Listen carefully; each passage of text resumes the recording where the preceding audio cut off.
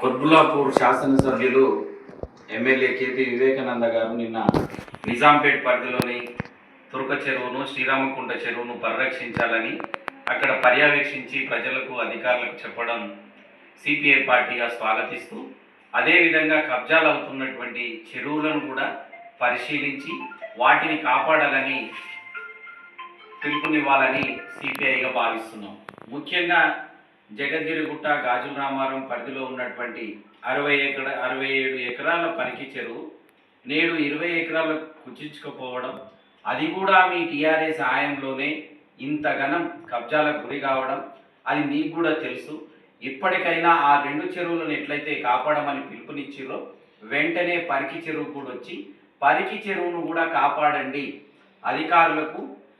అదేవిధంగా ప్రజలకు పిలుపునివ్వాలని సిపిఐగా తెలియజేస్తూ, హైడ్రా కమిషనర్ గారు రంగనాథ్ గారు గత 3 వారాల క్రితం పరికి చెరువు పైన సమావేశాన్ని నిర్వహించి పరికి చెరువును కాపాడుతామని హామీనిచ్చి అక్కడ ఉన్నటువంటి అక్రమ నిర్మాణాలపైన చర్యలు తీసుకోవాలని నోటీసులు ఇవ్వాలని కింది స్థాయి అధికారులకు తెలియజేయడం అనేది సమావేశంలో అందరికీ తెలిసిందే. కానీ ఇప్పటి వరకు ఆ నోటీసులు ఇచ్చిందా ఇవ్వలేదో తెలియదు. కానీ హైడ్రా కమిషనర్ రంగనాథ్ గారు వచ్చినాక ఇంకా సుమారు 10 అడుగులు 20 అడుగులు చెరువు భూమిని మట్టితో కప్పి నేడు కూడా 2-3 స్లాబ్లు పడ్డ పరిస్థితులు ఉన్నాయి. కాబట్టి వెంటనే మన కేపీ వివేకానంద గారు వెంటనే దీనిపైన